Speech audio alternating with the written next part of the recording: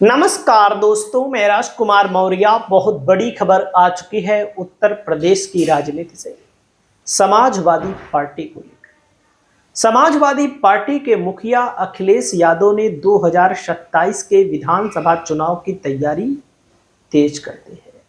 Samajwadi party में इस समय अलग अलग दलों से प्रमुख नेता शामिल हुए हैं। जैसे पहला नाम आता है दोस्तों, आपके सामने ये बैठे हुए हैं, इनका नाम है राजकुमार पाल, जो कि अपना दल एस के प्रदेश अध्यक्ष थे, प्रतापगढ़ सदर के पूर्व विधायक हैं और अपने क्षेत्र में इनकी व्यक्तिगत पहचान है, व्यक्तिगत व्यवहार है, व्यक्तिगत वोट है और प्रधानी से लेकर के इन्होंने विधायक तक का सफर तय किया है।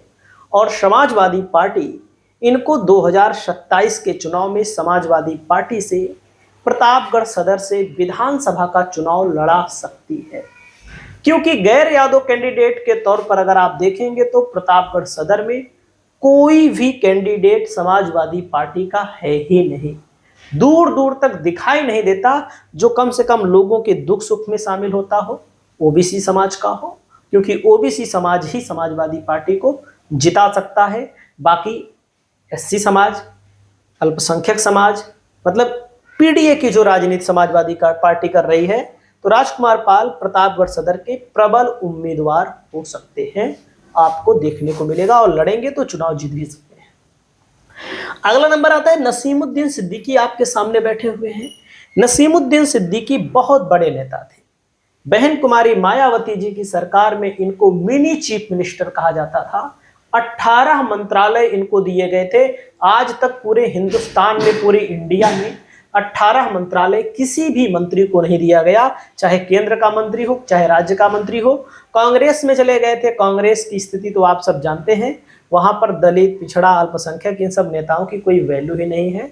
जो इक्का दुक्का समड़ नेता हैं वही राहुल गांधी के इर्द गिर्द घूमते रहते हैं, उन्हीं को राहुल गांधी भाव भी देते हैं। सच्चाई यही है। लोकसभा के चुनाव में कई सीटों ने उत्तर प्रदेश में समाजवादी पार्टी का खेल खराब किया कांग्रेस के प्रत्याशी के कारण।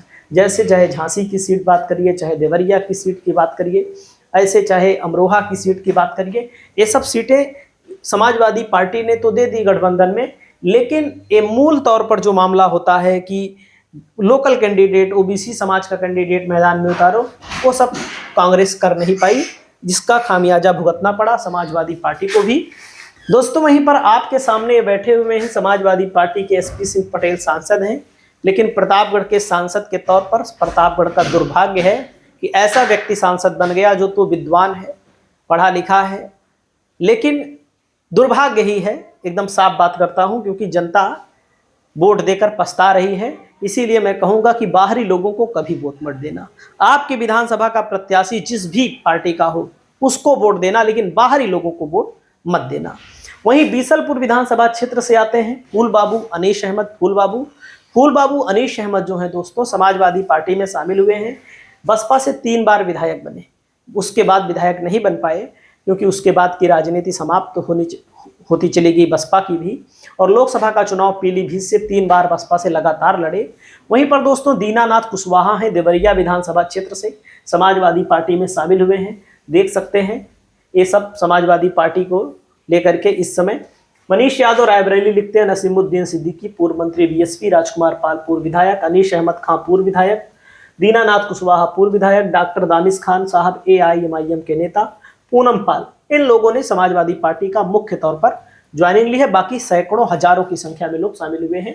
दोस्तों, मैं आप सभी साथियों को बताना चाहूंगा कि समाजवादी पार्टी, जैसे मैं बात करता हूं, जैसे राजकुमार पाल प्रतापगढ़ से हैं तो 4 सीट जीत सकती है आराम से। सीट का नाम भी बता देंगे बाद में। अगला नंबर आता है 7 सीट में 4 सीट। अगला नाम आता है नसीमुद्दीन सिद्दीकी, मूल तौर पर बांदा के रहने वाले हैं दोस्तों। बांदा में समाजवादी पार्टी पूरी 4 जीतेगी, ये मेरा आकलन कह रहा है। केवल लोकसभा के चुनाव में बांदा सदर में समाजवादी पार्टी केवल 3500 वोटों से पीछे थी बस। दोस्तों, अगला नंबर आता है ये है पीलीभीत से।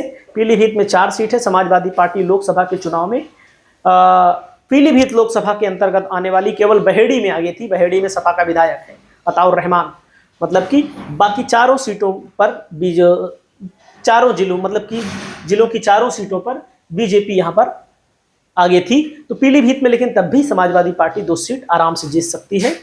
दोस्तों यहाँ पर सूर्या समाजवादी लिखते हैं अपना दल के प्रदेश अध्यक्ष राजकुमार पाल जी सपा में शामिल हुए हैं।